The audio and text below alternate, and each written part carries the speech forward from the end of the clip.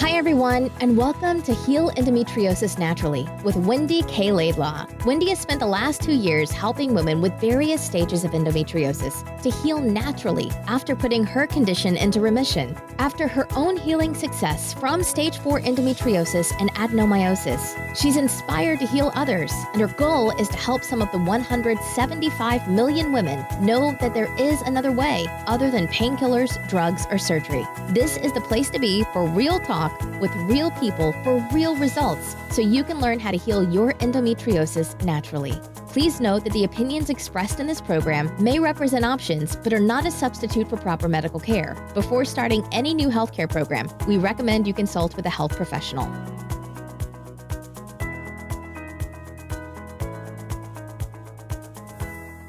Hey everyone, it's Wendy Laidlaw here from Heal Endometriosis Naturally. I'm really excited today to be interviewing Tim Shurr, who is an award-winning speaker and author and a legendary mind coach, which is incredibly exciting. Hey Tim, good to have you here.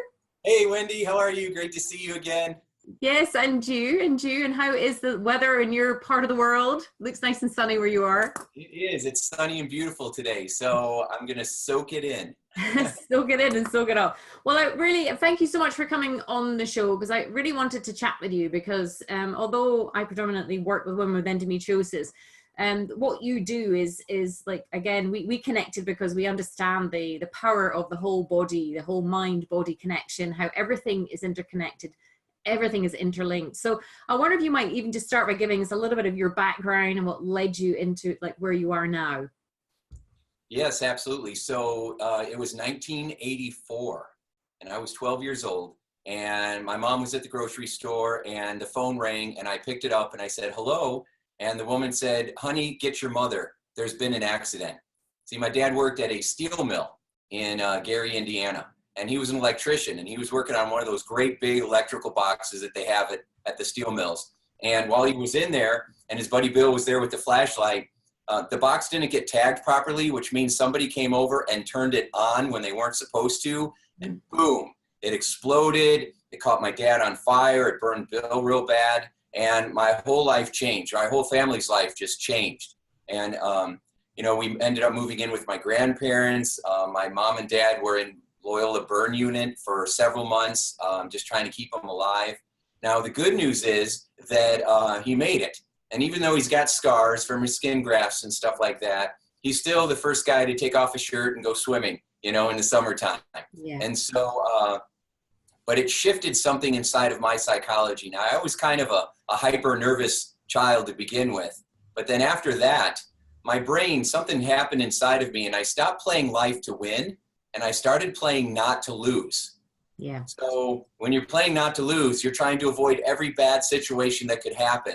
You're trying to avoid conflict. You don't like confrontation. You want everybody to like you. You do dumb things to chase approval. You throw yourself under the bus just so that other people might hang out with you more. You do a lot of self-destructive things, and it doesn't never get you what you want. It only gives you more frustration. Us human beings have a real talent for trying to avoid pain by doing things that create more pain.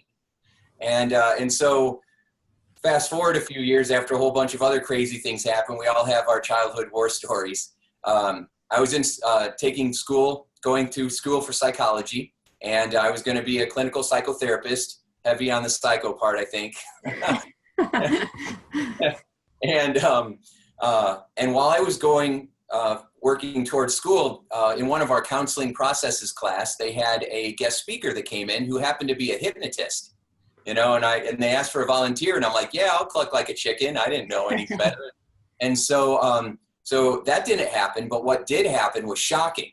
What happened was I got into the most peaceful state of mind I had ever felt, and that anxiety went away. Now, of course, it came back later because I was good at doing anxiety, if you know what I mean. I know you do. But for that little bit of time, I had peace, I had serenity, I had a feeling of security, like everything was okay. And I never felt that before. I was smoking or drinking or trying to do other things to change the way that I felt, eating a lot of sugar, doing a whole bunch of stuff that was making it worse. And I felt this peace. So that kind of altered my whole approach. So I kept going to school for psychology, and then on the side, I was going to all these seminars, learning more about hypnosis or neurolinguistic programming or EMDR or EFT or all the letters, all these different performance ways that are designed to help us use the power of our mind to create our life by design. Yeah. Because you have this amazing power inside of you, and most of the time, nobody knows how to really use it. And so we use it against ourselves on accident. And you and I are both here to share what we've learned and to let people know that you have extraordinary gifts inside of you already. And we just got to access it, turn it on, turn it up, and let your life go to reach your fullest potential. Absolutely. Well, what a really powerful story to start with. I mean, that's really, and interesting that being so young, that shift, I guess it was such a traumatic event to happen to your family. But again, I love to hear like how you switched that round, and some people could have, viewed that very differently, but you seem to take power from that. So obviously you were talking about doing hypnosis and psychology and kind of, and all, as you say, all the letters, all those new tools that you learned. And so you went on to speak about it and do mind control and stuff. So how did that lead you into kind of learning more about how that impacted on health? So of course, my main goal was to teach people how to find inner peace and how to get rid of needless suffering. Because a lot of us, I mean, in life, you're going to have pain, but a lot of suffering is needless. It's self-imposed, right? It's not the situation, it's how we interpret it and the meaning that we give it and the beliefs that come from it that we carry around that are influencing us at an unconscious emotional level every minute of the day. So it's not the situation itself. So like you said, my dad getting burned, at first I was not looking at that as an empowering thing, but over time I learned to change my perspective, and that changed how I felt. The situation never changed, I did. Yeah. And that's what made the difference. And so my goal was to help people build self-love and self-confidence and feel secure and feel peaceful and feel in control instead of scared and stressed out all the time. So that was my main goal. And then as people started coming in, when they heard that I knew hypnosis, they started wanting, hey, can you help me lose weight? Hey, can you help me stop smoking? Hey, I've got, I was in a war and I have post-traumatic stress. Is there anything you can do for that? I have insomnia, right? I have health challenges. A lot of fibromyalgia, IBS, endometriosis, a lot of autoimmune challenges that people were going through because there's such a strong emotional component. It's not all in your head, but there's a strong emotional component to it. Yeah. And so I had to get good at figuring these things out because my clients were in a lot of pain and they needed results right now. And they had already been through the medical route. They had already done counseling. They had already taken the antidepressants, and it wasn't getting them what they wanted because pills are never going to change a habit. No. So, and that's wonderful to hear you talk like that, because it sounds like you've always had a curious mind. You've always just looked wider and deeper and beyond what, unfortunately, and this is not to bash the medical profession at all in the West, because it's amazing at accident emergency and amazing at transplants, but with certain conditions like our autoimmune conditions and certainly endometriosis, and the medical machine really struggle to manage the symptoms because that's all they're really trying to do. They don't actually address the underlying causes. And it's interesting you talking about the emotional component, because it's so poorly understood how emotions, whether they be the belief structures, conditioning, past trauma, whatever that's residing, even dare I say, even abuse, and abuse comes in many, many different forms, how that can impact the physiological, the biology of the body. And I wonder what, because I know when we've talked out of this interview, we both get excited about this, and we get excited because it's so tangible to actually really impact on the quality of your life and the physical impacts. And as you say, it's not in your head. The pain that people suffer with these conditions is very, very real. And it's a process of elimination. You come through the food, you come through the products, the environment, dare I say, even people. But if there's past trauma residing in there, then it's being triggered and releasing things like cortisol, and that's competing with estrogen, which is affecting your hormones. So what was it that got you excited? Obviously, you were starting to get results for the people that you were working with. Yeah, I was starting to get really big results, like life transforming results. People coming in having panic attacks for the last 30 years. And in a 30-minute session, the panic attacks went away and they never came back. I still remember this one guy sitting in my chair a week later after our first session. It was session number 2. He's sitting in the chair laughing and crying at the same time because he couldn't believe that it was just gone. Yeah. Because he had suffered his whole life and it had just gone and it didn't come back. That's why I get excited. And I know that's why you get excited, because we know we can help. We have found solutions. We have things that actually work when everybody else says, I don't know what to do, right? That we know what to do. And that is amazing to watch people go from a breakdown to a breakthrough. Yeah. That's thrilling. And so now I'm lucky, kind of lucky. I've worked my butt off for a long, long time, but I'm honored, I guess. I'm not sure what the right word is. I'm just going to go with lucky that I've had the opportunity to work with tens of thousands of people. Yeah. And I've been doing this I've been in practice for 23 years now. And I've worked with people from all over the world and every kind of personality style there is. And, you know, when I was going through school for psychology, I worked in the hospitals, the psychiatric hospitals, inpatient, outpatient. I worked with kids that were kicked out of school. I worked with kids that were in gangs. You know, I've worked in nursing homes. And so I've worked with kids as young as 6 all the way up to people in their early 90s. And so I have really seen the gamut of what happens, you know, to us emotionally and physically, and how your emotional mind works, how your unconscious mind that works. That's what I've really focused on. And so I started to find patterns and ways that we communicate with ourselves. And there's like recipes. Some recipes are going to lead to wild success and results, and other recipes are going to lead to a lot of frustration and fear and self-sabotage, anger, guilt, you know, and regret. And so we have the ability to choose what formulas, what recipes we're going to use in our life. It's just that people aren't aware of these recipes. They feel like it's just how it is, that life's just happening to them. And it gets justified. Well, you don't know who I'm married to. You don't know who my parents were. You don't know what my childhood was like. You don't know what I've been through. Yeah. Well, I've been through lots of bad stuff, and all my clients have been through lots of bad stuff. Like I was, you know, my specialty was post-traumatic stress. So that's pretty bad stuff. Yeah. So there usually isn't something that a human being has gone through that others haven't had an experience with. And so I can relate to what people have gone through. And now we have some tools to be able to rapidly shift what's going on at that emotional, unconscious level. And that has a profound effect on the physical body, as you already know. And so that's why I get excited. So for me, it was a necessity.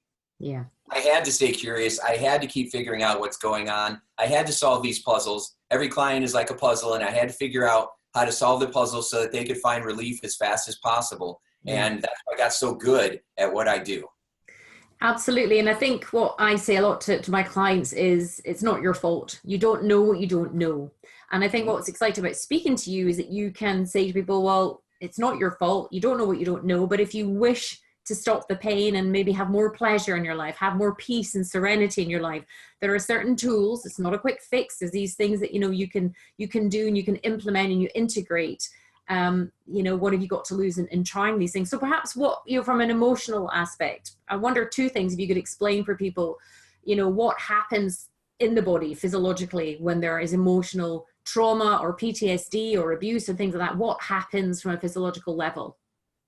Yeah. So, all right. So let's make it real simple. I like taking really complicated things and making them seem real simple. Me too. I like exactly the same. Yeah. Yeah. So I want you to imagine that, we have the fight or flight response, and we have the relaxation response. We have both of these systems inside of our brain designed to help us feel calm and relaxed so we can rest and recharge. Yeah. And we have a system that's designed to kind of energize us or jack us up a little bit so that we can either fight and handle a situation or flee and run away.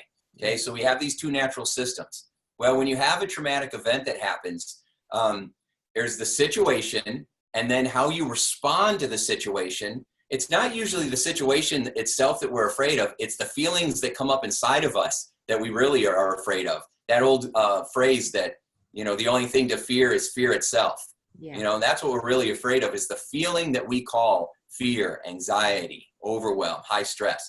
So we're in a situation that triggers that fight or flight response. That adrenaline is released into your body. That cortisol is released into your body. These are hormones in your brain that cause you to speed up and get real anxious. That causes the rapid heartbeat, increases circulation, increases respiration, and it causes you to become very aware of what's going on. And you kind of get tunnel vision, okay? So you're blocking out everything else and you're focusing only on whatever's going on in front of you. And so that's kind of how hypnosis works, except you're totally relaxed and peaceful and focused instead of all over the place. Yeah. But in this situation, you're scared. And so, or you're feeling pain, or, whatever it is that's going on. And so it releases all these hormones inside of you. And what happens is, if it's strong enough, it'll set up a little like button inside of you. And this button stimulates the fight or flight response. So it's kind of like a fire alarm that goes off in you. And then what happens is, it's when you have a traumatic event, it either happens once and it's a big one, or it's a series of small events, what they call small T traumas, right? A series of small events over time that conditions us to fire off that fire alarm, okay? And so what happens is those situations go away. People aren't in those situations anymore.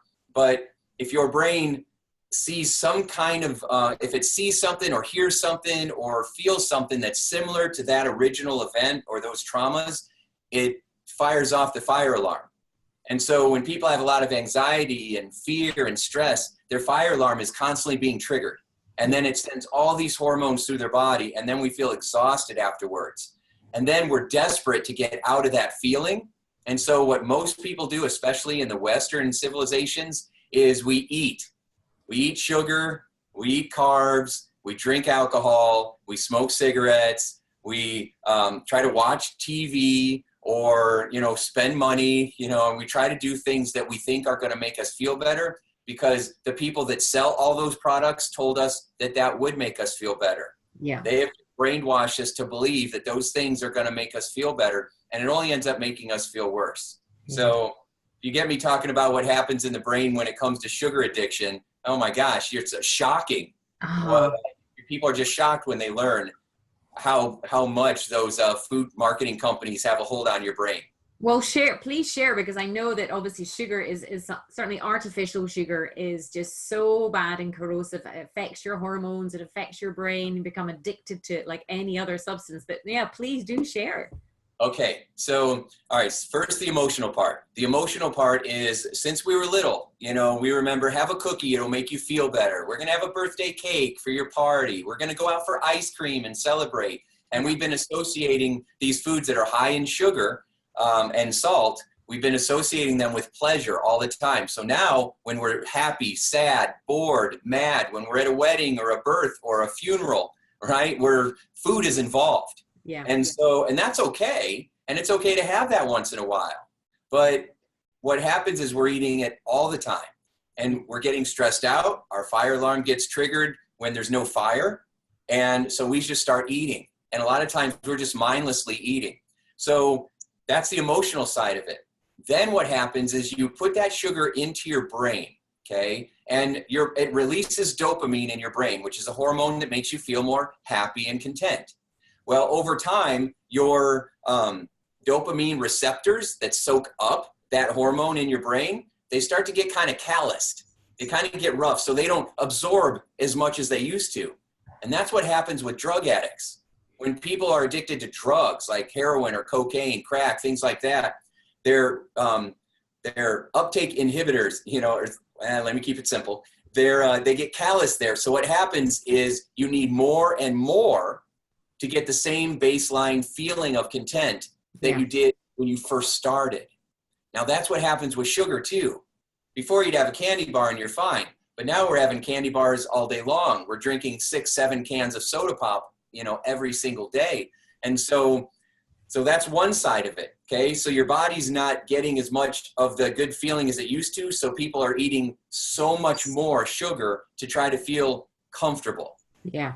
Second part that happens is the foods are being genetically engineered and modified so that when you're eating these junk foods, it actually turns off leptin in your brain.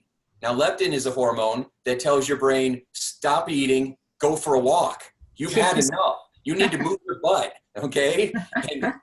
And when leptin gets turned off, then your mind just says, keep eating, which is why you can sit down with a whole half gallon of ice cream and then where to go. You can eat a whole bag of chips. Now, have you ever sat down and ate 7 apples? Have you ever sat down and ate a whole bunch of bananas? No, because it has leptin. It has leptin in it. You eat that, your brain says, I'm done, and you don't want another apple. Yeah. But chips and the sugary foods that have been modified, that turns that off. Now, one more part of it, and then I'm done with Tim's neuroscience. Okay? But then there's one more piece of it. When you're stressed, which is usually when people eat more because they're trying to get out of that. When you're stressed and it releases cortisol into your body, that cortisol causes your body to store fat, causes you to store energy, okay? Because it's using it to figure out if it needs to run or flee or fight. So you have all of this happening at the same time, all 4 of those things. You have cortisol going into your body, causing you to store fat. Then you have leptin being turned off. So your body says, eat more. Yeah. And then you're wanting more of that dopamine feeling. And so you keep eating more. And then it reinforces all the emotional habits. Associations, yeah. Associations, good word. Yeah. All those emotional associations. So you've got all 4 of those things happening at the same time. So when somebody says, I can't stop eating sugar, all I say is, I know. Yeah. You want to change that? Because we can change it, and you can change it faster than most people would ever believe, because I've been doing it for the last 15 years. And everybody wants to know, why are my weight loss clients getting such crazy, wild results? And it's because I figured out how to shift things that are happening in your brain. I think that's awesome. It's really exciting to speak to you and hear you share all this, because women with endometriosis might be thinking, well, you know, maybe I don't have a weight loss issue, but I do crave sugar. But I think what's interesting about you explaining about the hormones is if there's excess cortisol coming in from different places, that competes with progesterone. And normally women with endometriosis are hormonally imbalanced and have, you know, little or no progesterone that they're producing themselves, and or excess estrogen as well, because endometriosis is an estrogen dominant condition. But I know you've got you published a book called Get Out of Your Way. Does that you're waving it there? So what if people wanted to get a copy of your book? I'm assuming what does your book cover? You know, what if people wanted a copy of your book, what would they read in there? So this book teaches you how to train your brain for success.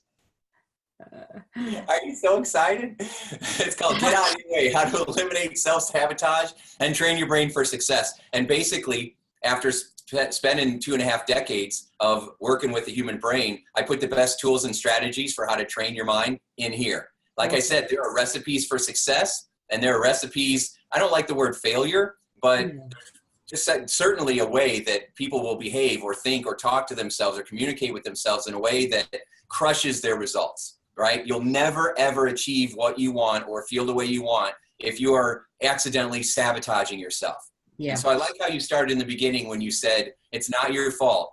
That's accurate unless we're giving you tools and you don't do anything with them. Then it's your fault. Well, the definition of insanity is doing the same thing over and over and expecting a different result. If you're wanting a different result, if you're wanting a different set of circumstances, different relationship, different ways of being with yourself and your body and your life, then sometimes we do have to get out of our own way and learn new tools. And I think whilst I said it's not your fault, that's not an excuse not to do something. If you're frustrated, you're sad, you're depressed, you're in pain, then it's like, you know, there's a whole world out there. And I know on my own journey, which I've shared with you, it was so exciting. The more I learned, the more excited I got. The more excited I got, the more I learned about the brain and the body and just how we can, you know, really impact in our own bodies. So you're going to be creating a program as well. So maybe you could tell us a bit more about that if people were interested in learning more about your program. Oh yeah, I've got a lot of resources for you. So I'm kind of a content machine, because as soon as I learn stuff, I want to get it to people as fast as possible. And I give away 80% of the stuff that I put together. Like this book, you can get it for free. So I'll give you, I'm sure you'll put the link down there, but you can get it for free. and I'll give you the website. And if you are struggling with weight, then you're definitely going to want to go to this website. It's gotta have the W's, www.loseweighteasier.com. Okay, so nice and easy to remember, www.loseweighteasier.com. Now, if you want a free copy of this book, you just go to that website and scroll down the page and you will find it right there. You'll be able to grab yourself a free copy. I just asked you to pay shipping and handling, and then I'll get you a copy of that, and then I'll send you some free training videos as well, because my job is to provide education. Now, you already have an amazing coach in Wendy, and so what I always think of is start with her programs, do everything that she has, and then if you need some additional reinforcement, then you can check out this stuff. Because I've had many coaches over the years, and I know that Wendy believes the same thing. And so putting your team of people together, your good vibe tribe, who will help strengthen you in all these different ways, is pretty amazing. But I would definitely get Out of Your Way book, since I'm giving it away for a little while. I've got a couple boxes left. And so grab yours. And then check out all the free resources on www.loseweighteasier.com. And if you're having a really hard time with some of the things that I've talked about specifically, then you can always reach out to me and I'll see what I can do to help you out. Oh, that's awesome. Because I think, when there's there's normally a mindset shift when women, and I talk about myself as well, and I know yourself, something shifted, something's happened where you're like, I can't keep doing this anymore. There has to be another way. And I hope the women, if they're listening to this, they're not still struggling, with their endometriosis, if they've hit a wall and they can't, the medical machine, the painkillers, drugs and surgery is not working. You owe it to yourself to at least explore these routes. And I think coming through my own programs, reading my own book, and I know when women have reached the end, they're just starting the journey. And with people like yourself coming in with amazing tools, I talk a lot about some of the stuff. We completely concur and agree on all these, like, EMDRs, EFT, TFT, everything. These things are so powerful, and it boggles the mind basically as to what can be achieved. But once people come onto this path, it's amazing what they can achieve. Lots of little baby steps. Reading your book, even just absorbing it. I started reading your book, and it's really well written, and it's engaging, and it's so helpful, and I love what you've done with it. So it's really helpful to kind of, for people who are on this journey of empowerment and wanting to realize their full potential. It's very exciting that you can give it away for free as well. It's amazing. That's right. I was going to grab your book too, but I left it at home because it's in our bedroom, because my wife has challenges, and so I'm having her read it right now because I already read it. And so so it's cool having books, because they're like, it's the fastest way. Instead of you having to spend 27 years or however long you've been doing this too, researching and doing all this stuff, you don't have to do any of that. You already have a lifetime of secrets in a book, and that's pretty incredible to be able to just jump in there. And when you have endometriosis specifically, there's two things that definitely, getting rid of the stress, and then using the self-hypnosis for natural pain reduction. I used to teach that in the hospitals to holistic nurses, and how to use the power of your mind to naturally reduce discomfort in the body. And it was very empowering, how to use healing guided imagery. In fact, my master's thesis was on self-hypnosis and psychoneuroimmunology, which is the study of how the mind affects the body. And it was all working with oncology patients, so people who had cancer, right? And the studies were very clear that when you use visualization, when you use that deep relaxation, when you did inner healing, that there was a higher number of people going into remission and staying healthy, right? So that they're not a cancer survivor, they're a thriver. Yeah. And so for those who are listening to this and might be a bit cynical, if you're new to this, try and just be open to this information. It may be kind of like, well, if this was working, then why are people not talking about it? Well, the medical machine and the pharmaceutical industry are big influencers in that field. And of course, in fact, my daughter went to see a comedian here at Edinburgh Festival recently, and he talked about how when newly qualified graduates go and work for pharmaceutical industries, and they go in and they're like, oh, I want to save the world and save all these people that are sick. They go, no, we don't want them well. We want to keep them sick, because where would the money be? We didn't keep these people sick. But equally, if these things aren't working for you, you owe it to yourself to look at these other ways and learn all these new tools. And we have done all the hard work. You've done all the hard work. You've learned all these things based on your own experiences. And the fact that you've been getting the results that you have is amazing. And I know myself, with the women I've been working with, the results are there because the body's always wanting to heal itself, whether it be trauma in the brain. Your body's always trying to rebalance and recorrect, and whether it's a physical aspects as well, which is with endometriosis, there's these number of different layers that we have to address. So I'm so excited for women to read your book.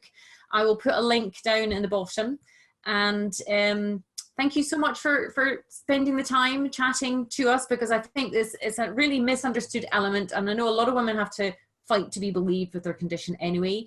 And it's not for 1 second that we're saying it's all in your mind, but it's not. But if you've experienced trauma or abuse and things, there's things going on there. It's going to be affecting you physiologically, as well as all the foods and the products and the environment and the properties and things like that as well. So thank you so much, Tim. I really appreciate you, and I really appreciate you coming on and chatting to us, and hope to chat with you again soon.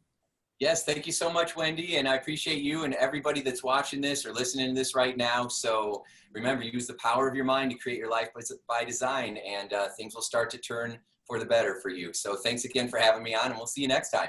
Okay, thanks very much, Tim. Bye-bye.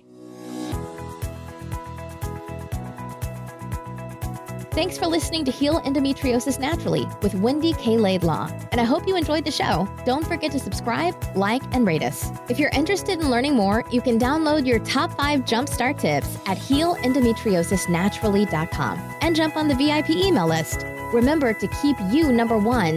The world needs a healthy you.